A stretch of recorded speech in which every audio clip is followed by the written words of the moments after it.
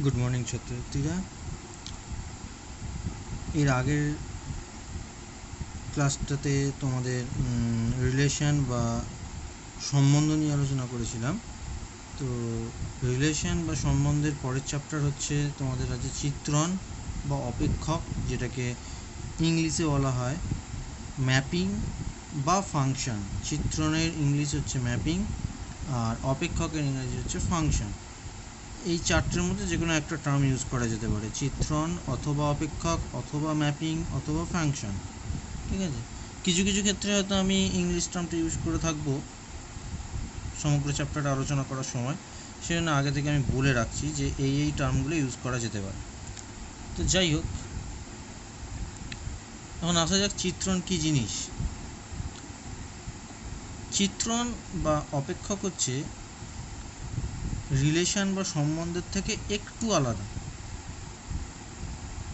হ্যাঁ, অলমোস্ট একই জিনিস কিন্তু সামান্য একটু তফাৎ আছে। তফাৎটা কি না, সংজ্ঞাটা দেখলেই বোঝা যাবে যে অপেক্ষকের সংজ্ঞা হিসেবে বলছে যে ধরি এ এবং বি হলো দুটি অশূন্য সেট, অর্থাৎ দুটো সেটেই অন্ততপক্ষে একটি পদ আছে।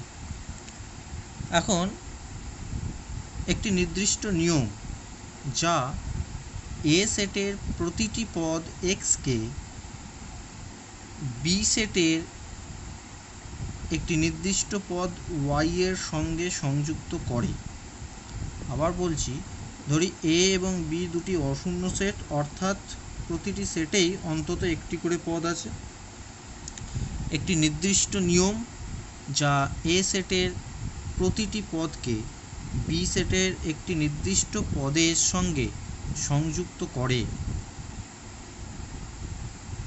এই নির্দিষ্ট নিয়ম একে যদি এফ দিয়ে লেখা হয়, তাহলে এই নির্দিষ্ট নিয়ম এফকে বলা হয় এ সেটের থেকে বি সেটে একটি চিত্রণ বা অপেক্ষক, যেটাকে লেখা হয় এইভাবে। দেখো, বক্সের মধ্যে আমি লিখেছি এফ কোলন দিয়ে এ অ্যারো বি। তার মানে হচ্ছে এফ হচ্ছে একটি অপেক্ষক, কোথা থেকে কোথায়, এ সেট থেকে বি সেট। বোঝা গেল? এখন ব্যাপার হচ্ছে যে এই রিলেশন বা সম্বন্ধের থেকে কোনখানে আলাদা এটা না। যদি তোমরা একটু মনে করার চেষ্টা করো যে সম্বন্ধের সংজ্ঞাটা সেখানে ছিল, সেটাও দুটো সেটের মধ্যে ছিল, এ একটা সেট বি একটা সেট, এরকম নাম দিয়েছিলাম আমরা। তো এরকম দুটো সেটের মধ্যে ছিল সম্বন্ধটা, কিন্তু পার্থক্যটা কোথায়? সম্বন্ধের ক্ষেত্রে এ সেটের সব কটা পদই যে বি সেটের কোনো পদের সঙ্গে সম্পর্কযুক্ত হবে সে ব্যাপারে নিশ্চয়তা ছিল না। অর্থাৎ মনে করো, আরেকটু ভেঙে বললে, যে সম্বন্ধের ক্ষেত্রে ছিল, মনে করো কোনো একটা উদাহরণে এ সেটে 5টা পদ ছিল, তার মধ্যে থেকে কোনো 3টে পদ বি সেটের সঙ্গে সম্পর্কযুক্ত হতে পারত। কিন্তু চিত্রণ বা অপেক্ষকের ক্ষেত্রে এ সেটে যদি 5টি পদ থাকে, তবে ওই 5টি পদই, তার থেকে একটিও কম নয়, ওই 5টি পদই বি সেটের কোনো না কোনো পদে গিয়ে সম্পর্কযুক্ত হবে বা সংযুক্ত হবে। এটাই হচ্ছে তফাৎ। তার মানে তফাৎটা আরেকবার বলি, যে সম্বন্ধের ক্ষেত্রে বা রিলেশনের ক্ষেত্রে হতো প্রথম সেট অর্থাৎ এ সেটে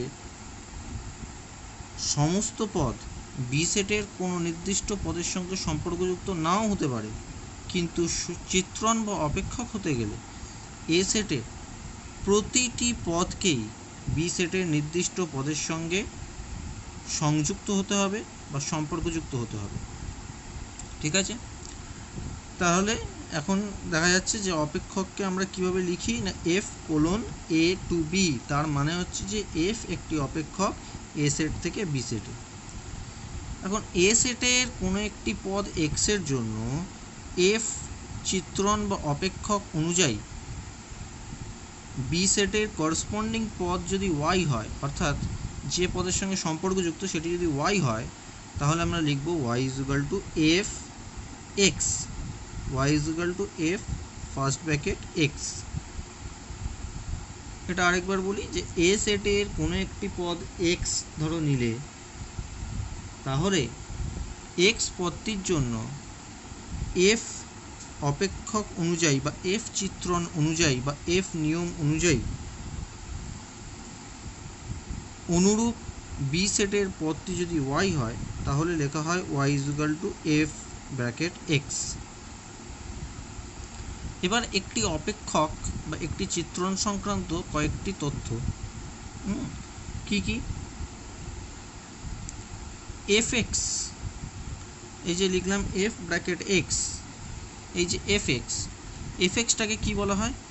এক্সের এফ প্রতিবিম্ব বা এক্স বিন্দুতে এফ অপেক্ষকের মান, যে কোনো একটা বলা যেতে পারে। এফ এক্সকে বলা হবে এক্সের এফ প্রতিবিম্ব, যেহেতু অপেক্ষক বা চিত্রণটা এফ, তাহলে এফ প্রতিবিম্ব বা এক্স বিন্দুতে এফ অপেক্ষকের মান। এক্সটা কি? এক্সটা হচ্ছে এফ চিত্রণ বা এফ অপেক্ষক অনুযায়ী ওয়াই এর প্রাকবিম্ব। যদি Y is equal to F X হয় তাহলে এক্সকে বলবো এফ চিত্রণ বা এফ অপেক্ষক অনুযায়ী ওয়াই এর প্রাকবিম্ব। এ সেটটা কি? এ সেট হচ্ছে এফ অপেক্ষকের অঞ্চল বা ইংরাজিতে বলে ডোমেন বা ক্ষেত্র। এ সেটটা এফ যদি এ থেকে বিতে একটা অপেক্ষক হয় তাহলে এ সেটটাকে বলা হবে এফ অপেক্ষকের অঞ্চল বা ডোমেন বা ক্ষেত্র। বি সেটটাকে বলা হবে এফ অপেক্ষকের উপ অঞ্চল বা কোডোমেন, উপ অঞ্চল বা কোডোমেন। আর এফ এ মানে কোন সেটটা? না, set of F x such that x belongs to a, set of fx such that x belongs to a।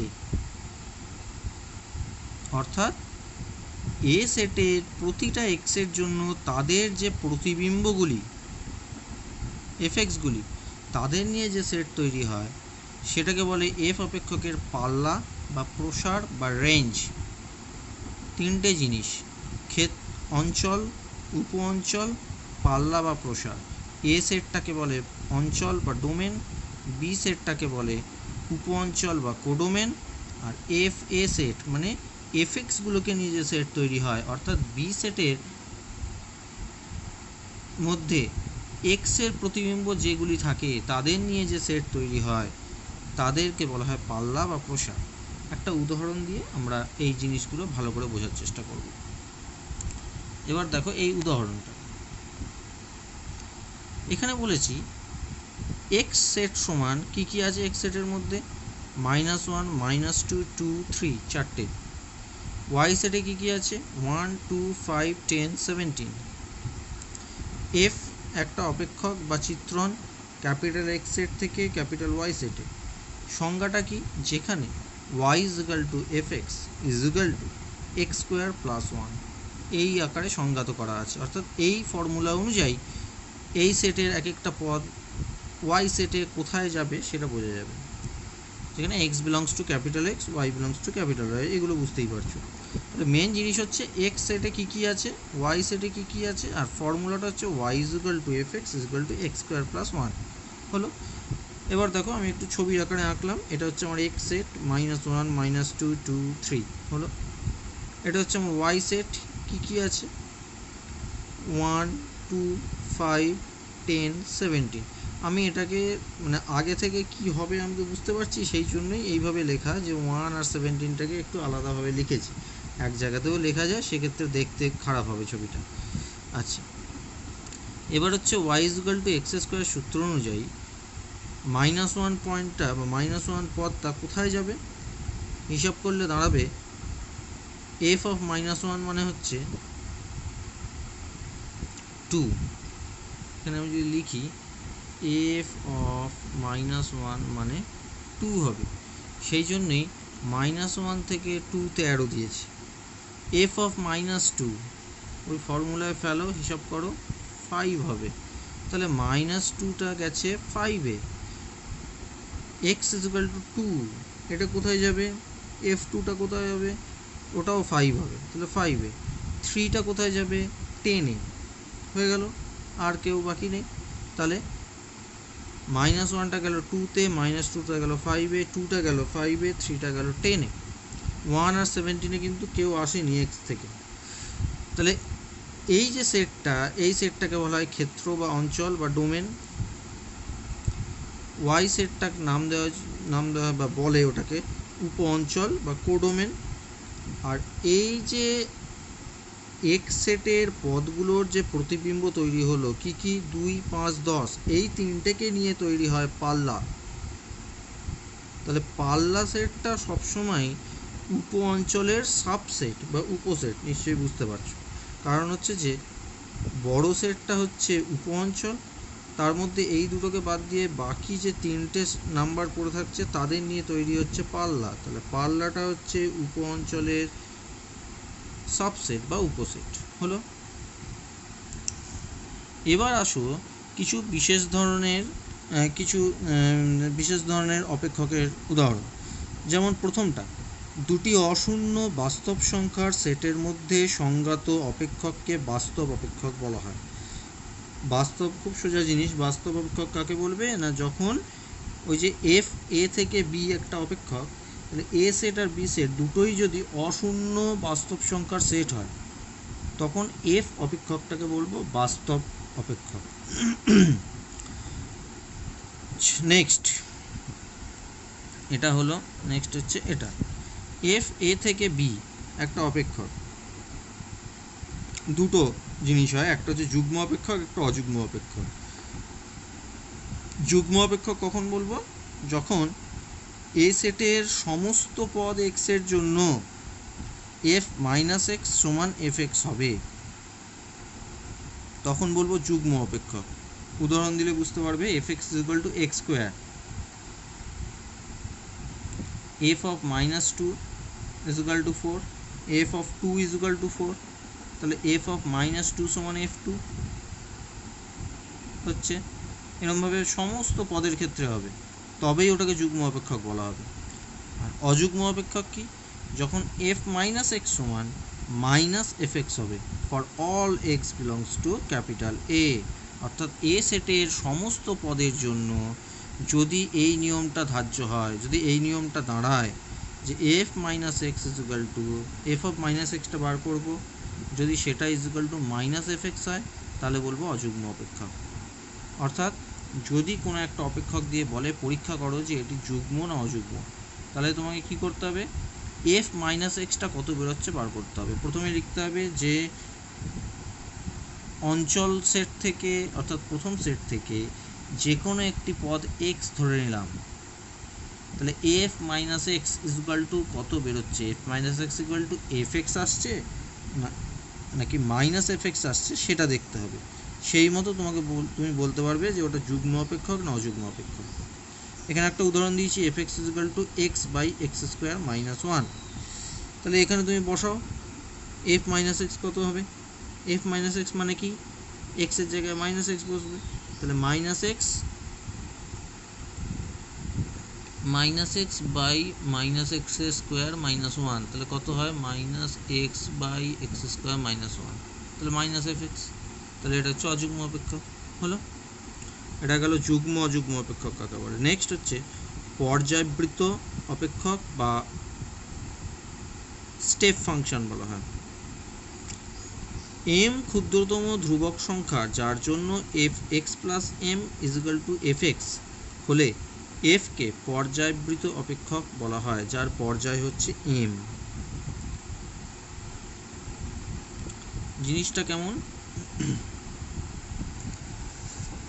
বলছে যে ধরো এম সমান 3, তাহলে এফ এক্স বার করলাম, একটা ভ্যালু বেরোলো। এফ এক্স প্লাস 1 বার করলাম, তার একটা ভ্যালু বেরোলো।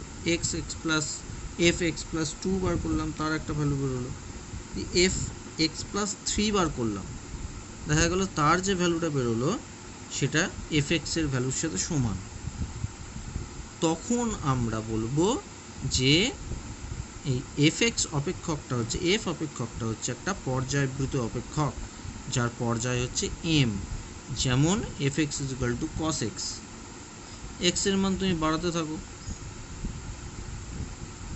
এক্সের মান বাড়াতে থাকো, বাড়তে বাড়তে বাড়তে বাড়তে ধরো আমি বললাম এফ 30 ডিগ্রি বার করলে, 40 ডিগ্রি বার করলে, 50 ডিগ্রি বার করলে, করতে করতে এফ 30 ডিগ্রির যা মান বেরোলো,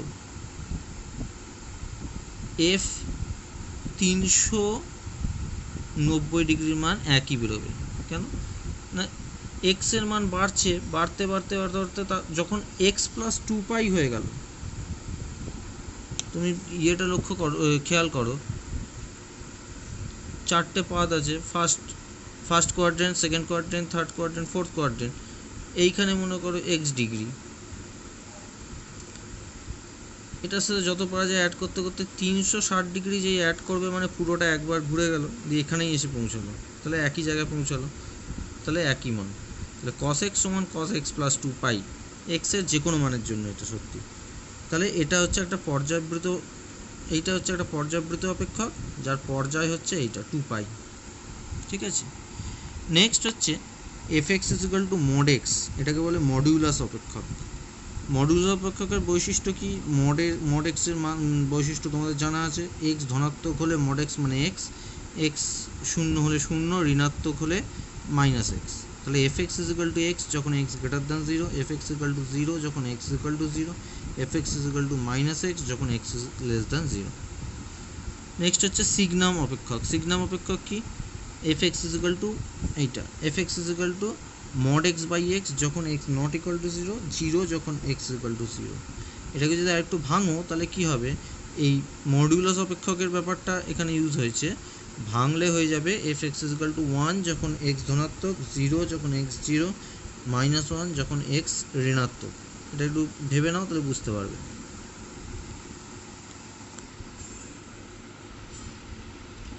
আচ্ছা সরি, আমি পর্যাবৃত্ত অপেক্ষক বলতে গিয়ে তখন আমি স্টেপ ফাংশন কথাটা ইউজ করেছিলাম, অ্যাকচুয়ালি স্টেপ ফাংশনটা আলাদা। এবারে যেটা আলোচনা করব সেটা হচ্ছে স্টেপ ফাংশন।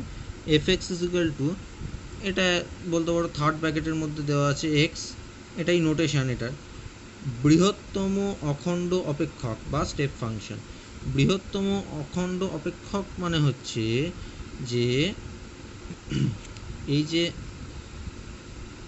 এটার মান কত হবে, এটার মান হবে বৃহত্তম অখণ্ড সংখ্যা যেটা এক্সের সমান বা এক্সের থেকে ছোট। ব্যাপারটা বলি, যখন মনে করো x ইকুয়াল টু যদি 3/2 হয়, তাহলে বক্স x ইকুয়াল টু হবে 1। x ইকুয়াল টু যদি 2 হয় তখন x বক্স ইকুয়াল টু হবে 7, এরকম। ঠিক আছে, অর্থাৎ ধনাত্মক অখণ্ড সংখ্যা যেটা এক্সের সমান হতে পারে বা এক্সের থেকে ছোট হতে পারে। হলো, তাহলে এটা গেল কয়েকটা ধরনের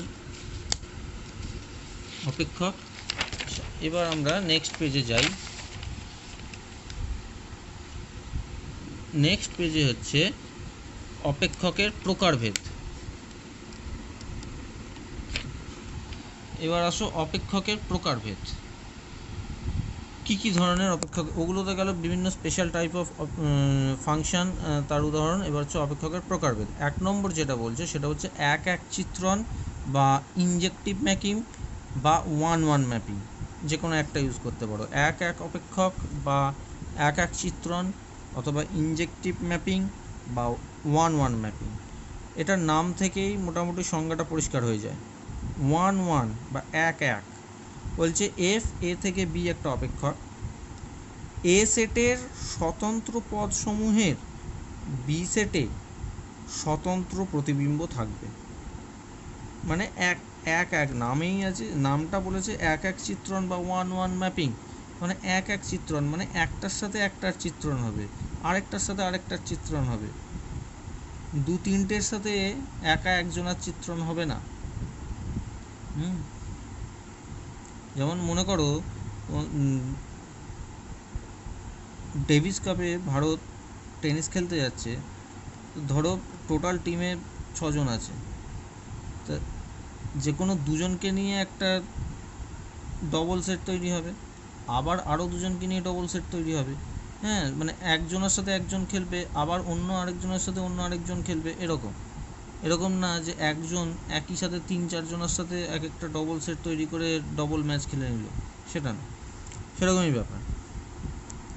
তাহলে বলছে যে তাহলে এক চিত্রণের ক্ষেত্রে বলছে যে এ সেটের স্বতন্ত্র পদসমূহের বি সেটে স্বতন্ত্র প্রতিবিম্ব থাকবে, অর্থাৎ ইকুয়েশন হিসেবে লিখতে গেলে বা নোটেশন দিয়ে লিখতে গেলে for all X comma Y belongs to A, fx is equal to fy implies x is equal to y. fx is equal to fy implies x is equal to y, অর্থাৎ দুটো এ সেটের যে কোনো দুটো পদ এক্স ওয়াই এর প্রতিবিম্ব যদি সমান হয় তাহলে ওই এক্স এ সেটের পদ এক্স আর ওয়াই ওরাও সমান হবে, অথবা X not equal to Y হলে fx not equal to Y হবে, অর্থাৎ এ সেটের পদ দুটো যদি আলাদা পদ হয় তাহলে তাদের প্রতিবিম্বগুলোও আলাদা হবে। উদাহরণ, এ সেটে আছে 0 1 2 3, বি সেটে আছে -3 -2 -1 0 1, fx এর ফর্মুলা দেওয়া আছে fx is equal to x - 3। তাহলে ছবিটা দিয়েছি, এটা তোমরা একটু মুখে মুখে ক্যালকুলেট করে মিলিয়ে নাও যে ঠিক আছে কিনা। তাহলে দেখো 0টায় গেছে -3তে, 1 গেছে -2তে, 2 গেছে -1-এ, আর 3 গেছে 0তে, বি সেটের 1-এ কেউ আসেনি। মোট কথা, এর আগের পেজে যে উদাহরণটা তোমরা দেখেছিলে ম্যাপিংয়ের উদাহরণ, যেটা জেনারেল এক্সাম্পল, সেটার ক্ষেত্রে কিন্তু এ সেটের দুটো পদ বি সেটের একটা নির্দিষ্ট পদে গিয়ে মিশেছিল, কিন্তু এক চিত্রণের ক্ষেত্রে সেটা হবে না।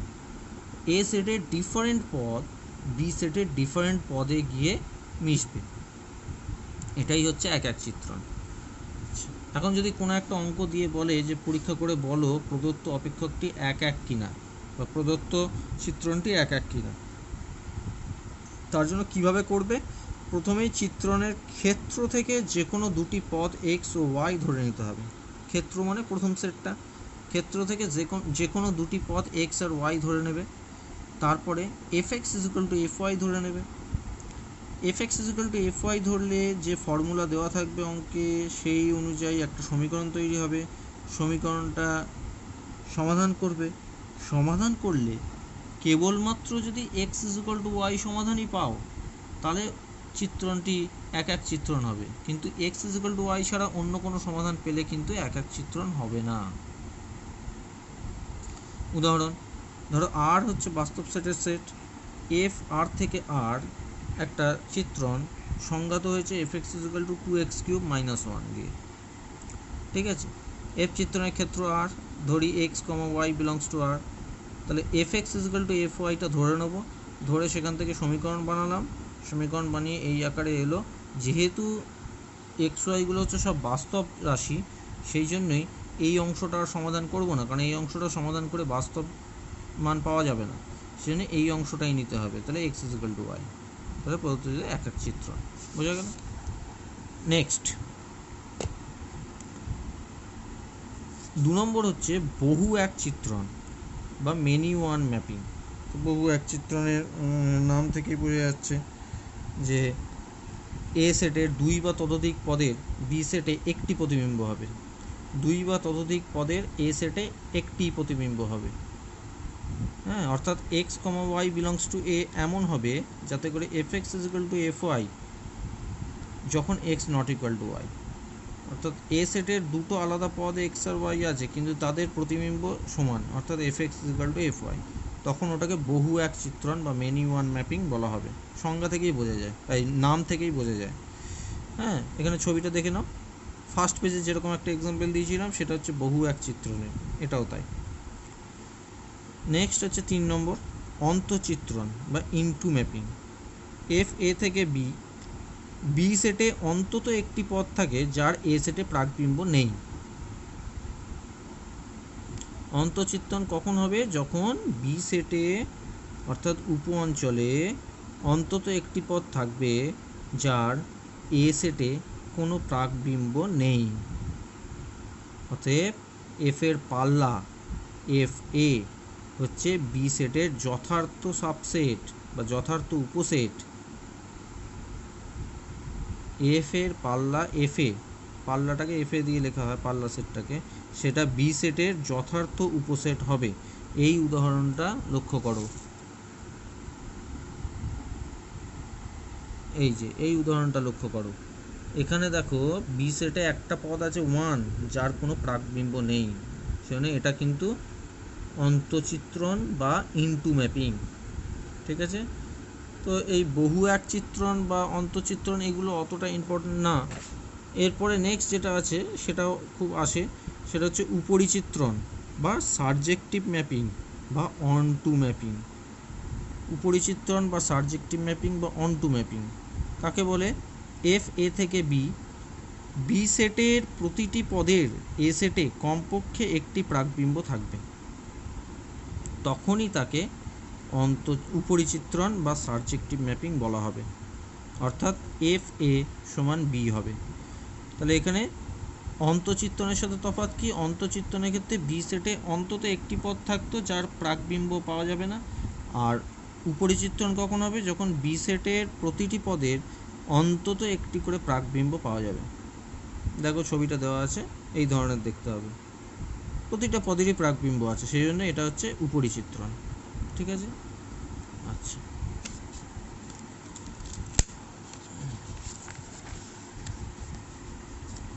এবার হচ্ছে উপরিচিত্রণ পরীক্ষা করার পদ্ধতি।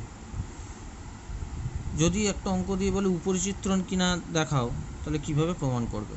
এর আগে এরকমই এক চিত্রণের ক্ষেত্রে বলেছিলাম যে কিভাবে পরীক্ষা করবে সেটার প্রসিডিওরটা, সেরকমই এখানে উপরিচিত্রণ প্রমাণ করারও স্টেপ আছে। বলছে উপ অঞ্চল বি সেট থেকে যে কোনো একটি পদ ওয়াই আগে ধরে নাও। তাহলে ওখান থেকে যদি ওয়াই পাও, তাহলে তার অবশ্যই একটা প্রাকবিম্ব এ সেটে আছে বা অঞ্চলে আছে। তো ধরো সেই প্রাকবিম্বটা হচ্ছে এক্স, সেক্ষেত্রে আমি লিখতে পারি F X is equal to Y. এখন F X is equal to Y সমীকরণটাকে সমাধান করো, করে এক্স এর মান ওয়াই এর আকারে প্রকাশ করো। ধরো এক্স ইজিক্যাল টু এলো 5y।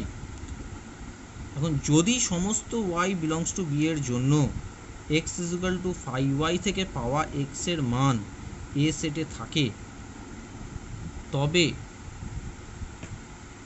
এফ একটা উপরিচিত্রণ হবে।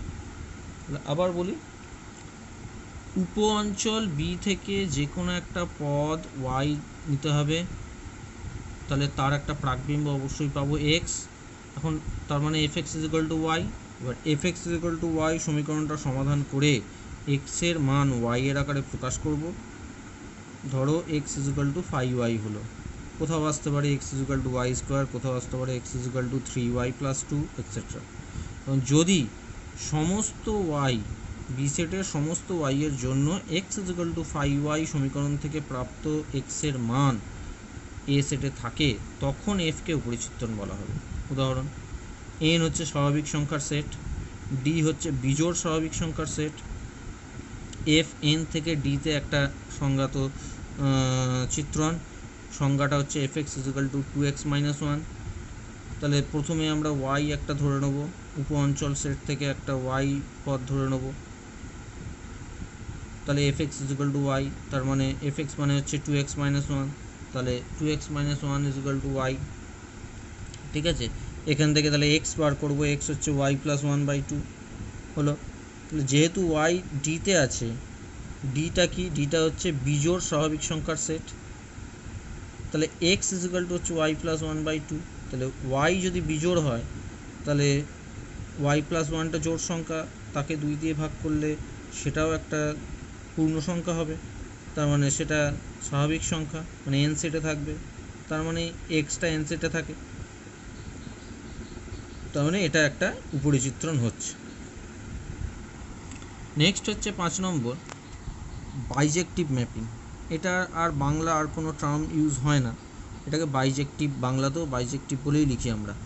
বাইজেক্টিভ ম্যাপিং কি? কিচ্ছু না, যে সমস্ত চিত্রণ একই সাথে এক এবং উপরিচিত্রণ, অর্থাৎ অন টু এবং সাবজেক্টিভ, একদম প্রথমে যেটা বলেছিলাম আর এখন যেটা বললাম, এই দুটো, ফার্স্টেরটা আর লাস্টেরটা, এই দুটো প্রপার্টি থাকলে তখন ওটাকে বাইজেক্টিভ ম্যাপিং বলা হয়। দুটো উদাহরণ দিয়েছি।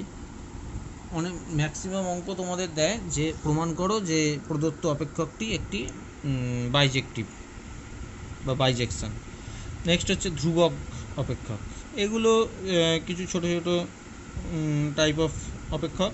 ধ্রুবক অপেক্ষক মানে ছবিটা দেখে বুঝতে পারছো, এ সেটে কিছু পদ আছে, বি সেটে কিছু পদ আছে। ধ্রুবক অপেক্ষকের বৈশিষ্ট্য হচ্ছে এ সেটের প্রতিটা পদের প্রতিবিম্ব হবে বি সেটের নির্দিষ্ট একটি পদ। যেমন এই উদাহরণে এ সেটের থেকে 1 2 3 4 চারটে পদই প্রতিবিম্ব হিসেবে বি সেটের 8 এই পদটাতে গিয়ে পৌঁছেছে, অর্থাৎ চারটে পদেরই প্রতিবিম্ব হচ্ছে 8। নেক্সট হচ্ছে আইডেন্টিটি ম্যাপিং বা একক চিত্রণ। এটাকে লেখা হয় আই এ থেকে এ, যেই সেট থেকে নিজ সেটে যাবে আই সাফিক্সে সেই সেটটা লেখা হয়। এ সেট থেকে এ সেটে হলে আই এ, বি থেকে বি সেটে হলে আই বি ইত্যাদি। এখানে এই ফর্মুলাটা কি না, যে পদের ওপর চিত্রণ করব সেই পদটাই পাবো।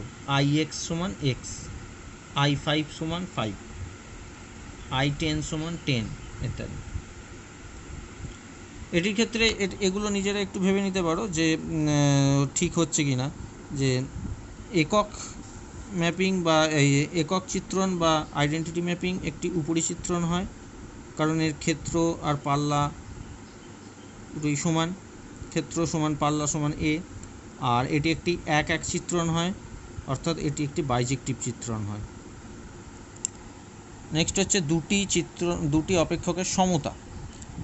এফ আর জি দুটো অপেক্ষক সমান হবে যদি এবং কেবলমাত্র যদি এফ চিত্রণের বা এফ অপেক্ষকের ক্ষেত্র সমান জি অপেক্ষকের ক্ষেত্র হবে,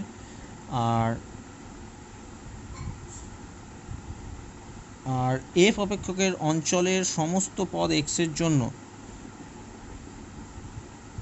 F x equal to G x হবে। দুটোর অঞ্চল সমান বা ক্ষেত্র সমান, আর সেই ক্ষেত্র বা অঞ্চলের অন্তর্গত প্রতিটা পদ এক্সের জন্য F x equal to G x হবে। এই দুটো যদি স্যাটিসফাই করে তবে বলা যাবে যে দুটো এফ আর জি দুটো অপেক্ষক সমান। একটা উদাহরণ দিয়েছি, এটা পরীক্ষা করে দেখবে তোমরা যে দুটোর ক্ষেত্র বা অঞ্চলটা সমান কিনা, প্রথম কথা। আর দ্বিতীয় কথা হচ্ছে F x equal to G x হচ্ছে কিনা। ঠিক আছে, নেক্সট